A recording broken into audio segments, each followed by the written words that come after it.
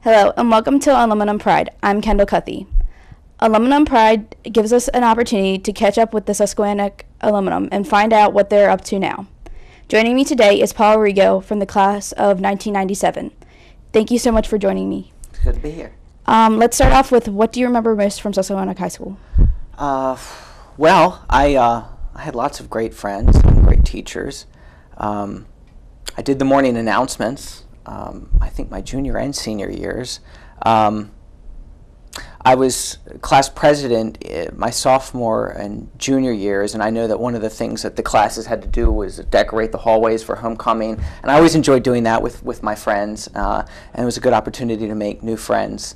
So yeah, I guess those are the things that stand out, you know, in terms of what I was involved with and all of that. What type of activities were you involved in?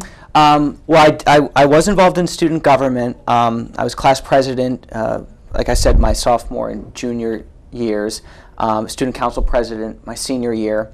I was involved with the yearbook staff. I was student life editor, and I did track and field in my earlier high school years. Freshman and I believe sophomore year, although that was kind of blurry, so I'm not sure. But yeah, that was the athletics I was involved with, track and field. Did you have that one teacher or maybe several teachers who meant a lot to you or inspired you? Yeah, I would say that well, all throughout high school, and actually I was in the Southern school systems from the time I was in kindergarten, so I had great teachers throughout. But in high school, I'd have to say that I had, and since a lot of these teachers are still here, I'd say that you have a fantastic English department. I had Mrs. Bedell, Mrs. Schultz, Miss Adams, who's retired, and Mrs. Toman as my English teachers. And they were absolutely fantastic in terms of the writing instruction that they provided, and I'm heavily indebted to them for that, as well as all the literary works that they introduced me to. Mr. Lease was my chemistry teacher, and is he still here? No, he retired last year. Okay, well, he was a great teacher. I don't know if you ever had him, but I really loved him a lot.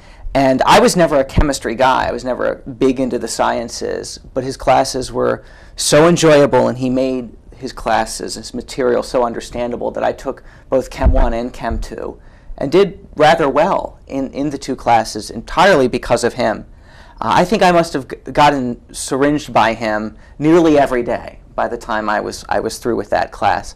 Also, I was never big into languages and math, but I had a great Spanish teacher, Mrs. Krieger, and a wonderful math teacher, Mr. Naylor, and I know both of them have retired as well.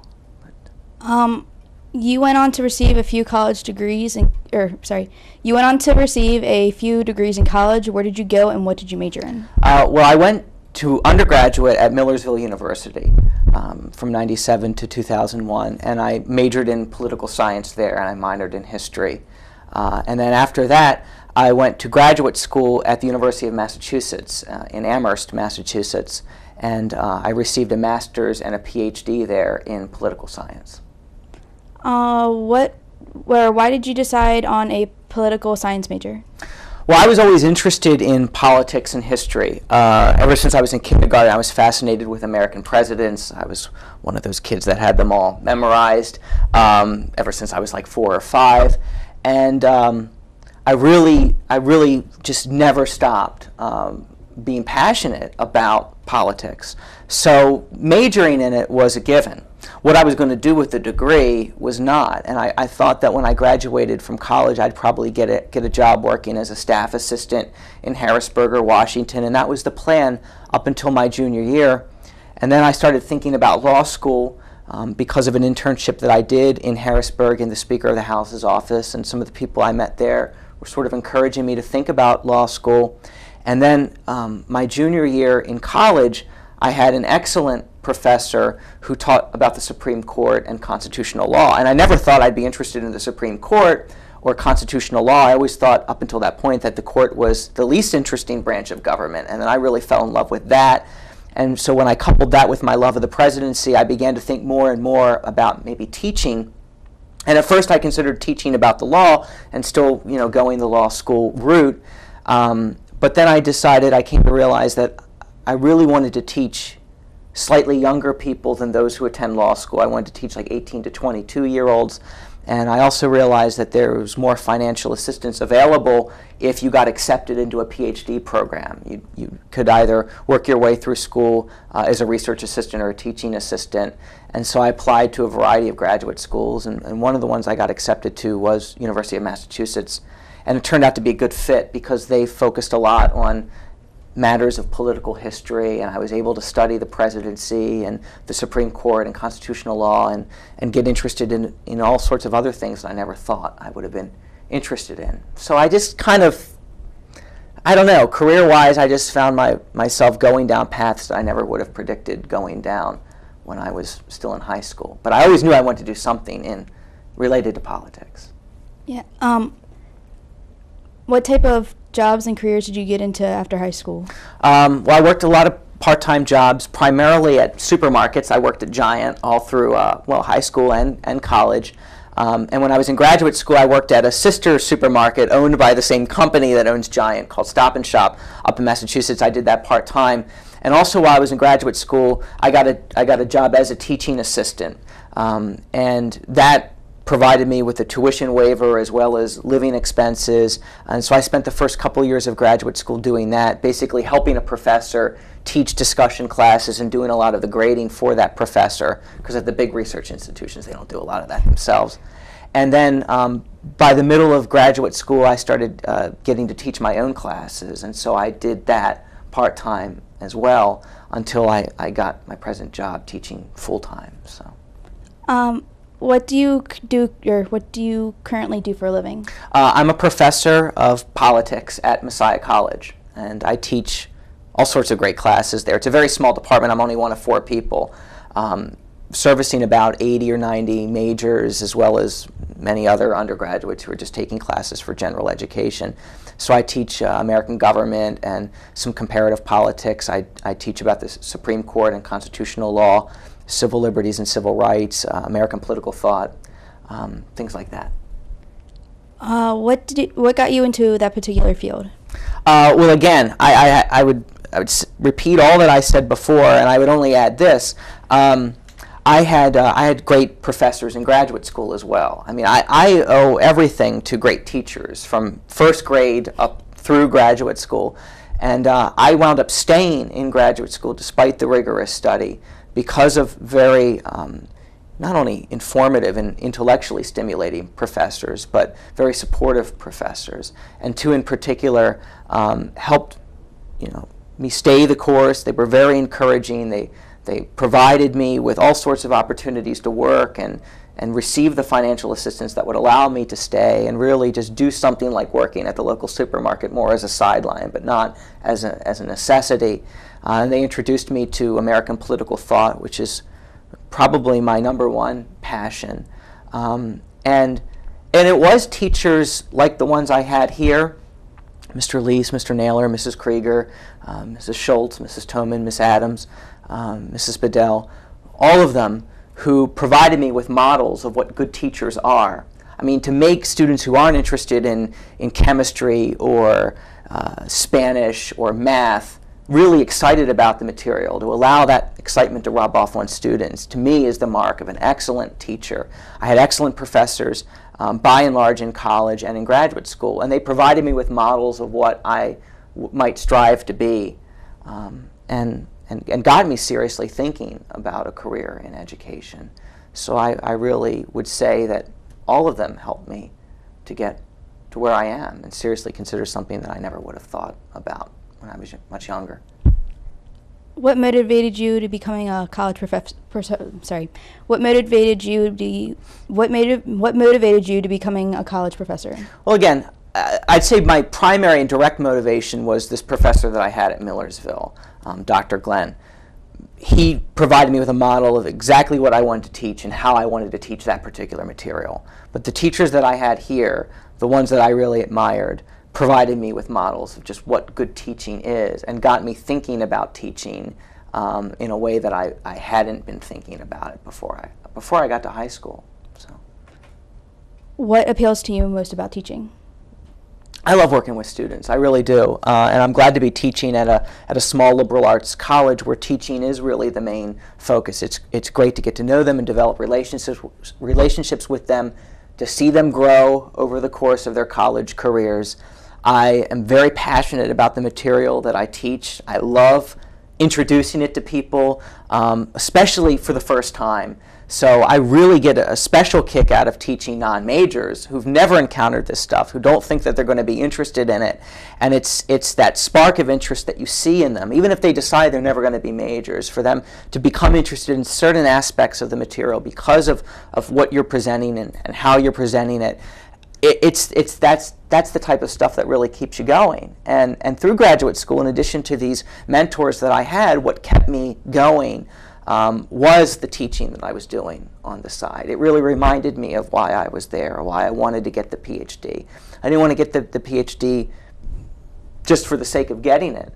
I wanted to get it because that was the only way I could teach at the college level. And I wanted to teach at the college level because I just wanted to teach very specialized material at a slightly more advanced level, you know. So yeah. It's just getting the opportunity to introduce new ideas to opened or opening minds, sharing my passion with others. Let's change gears a bit. You met your wife when you were in Massachusetts. Yes. How did you guys meet? Well, she was originally in graduate school too. We took a couple of comparative politics classes together. She was there studying comparative politics, and unfortunately the professor that she studied with wound up getting a job in Georgia, and she didn't really want to follow him down.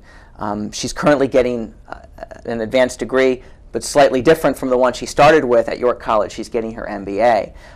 But her family is originally from Massachusetts. She went to Hofstra University on Long Island as an undergraduate, but came back to go to graduate school there. And so even after we were both done with school and we were working up there while I was looking for jobs, it was nice to have her family so close by, to have that support network there. And now we're back here with my family, which is nice, and hers is only a 6-hour drive away, so it's still very, very close. But the short answer is we met in class, and the rest is history, I guess. Where is she from? It's a small town called Wilbraham, Massachusetts, which is right outside of Springfield. It's in the western part of the state, just north of Hartford, Connecticut. So, yeah. Does she enjoy living in central Pennsylvania? Yeah, she's still getting used to it. I think it helps that we have my family here, and we're not like totally out alone without a network of family and friends. My parents still live on the same street that I grew up on, and so I'm very close with a lot of the neighbors there. I have friends from college who are still in the area, and that provides us with a support network that's already pre-existing, which I think helps a lot. It's a lot cheaper to live down here, and that appeals to the business side of my wife. I think we'll be able to have an easier time getting a home than we would if we'd stayed in Massachusetts, where real estate prices are like double what they are down here. It's a very beautiful area, and we both agree on that. And I think the thing that she misses most is just her friends and her family. But like I said, they're still close by, and I think that's a pretty solid consolation for her. It's not like we live in California and we can only fly out to see them once or twice a year. Yeah. So. Back to you. What does Messiah, back to you. Why does Messiah appeal to you? What do you like most about teaching there? Well, I'll tell you. First of all, I get to teach everything that I ever imagined, dreamed of teaching. Everything that I was interested in studying in graduate school. It's a very small department, as I said. I've gotten to know my colleagues pretty well. I like them all. I like the administrators that I have regular contact with. I love my students. It's a beautiful campus. It's a religious school, but it's a very ecumenical place. It's a very open place, and that makes me feel very, very comfortable. It allowed me to come back to this area, which was a big dream of mine, to be only half an hour from my family and many of my friends. Everything just worked out perfectly. I mean, when I was looking for, I know you said you wanted to get into anchoring one day, and being a college professor is very similar in that you have to be open to moving all over the country, wherever the jobs are. And I wasn't open to that. I really wanted to come back to this area. And if you're going to confine yourself to an area, this is the area to confine yourself to, because you got Philadelphia, you got Baltimore, you got Washington. There's a lot of big cities. But I had a lot of professors and friends who were very skeptical that I was going to find that dream job within a half an hour's drive of where I grew up. And I did. And I found that job teaching with people that I really enjoy teaching with, teaching what I love. And every day I have to pinch myself. Do you have any future plans of teaching somewhere else or doing something else? I'm happy staying there. I think as long as they'll have me, I plan on staying. I don't know if I'll be teaching my entire life. Maybe one day I'll try to get involved in the more practical, hands-on side of politics rather than just reading about it. But as far as teaching goes, it's a wonderful place to be, and I'll stay as long as they'll let me. Do you feel your time at Susquehanna High School prepared you for your life after high school? Yeah, I definitely. I mean, the teachers that I had, the teachers that I loved, provided me with great models. The specific instruction that I got, in English especially, learning about writing has been invaluable. And reading too. I mean, all the things that I was introduced to, it really. The reading instruction, the writing instruction really helped to cement values that I already had. I enjoyed reading, I enjoyed writing ever since I was really, really young, but it provided me with more skill and more training that proved to be very, very beneficial when I went off to college, which is a lot of reading and a lot of writing, especially when you major in something related to the social sciences. And graduate school is all reading and writing. You might write just one 40 or 50-page seminar paper, and that's your grade for the class. You're reading about 200 pages a week for each class. So the reading and writing instruction that I got here that helped to cement an appreciation and an ability to read and write well allowed me to do all the things that I did after graduating. Thank you so much for joining us today. Good to be here. Best of luck with the future. Thanks. And thank you to the viewers watching. For everybody here at Warrior TV, I'm Kendall Cuthey. Have a great day.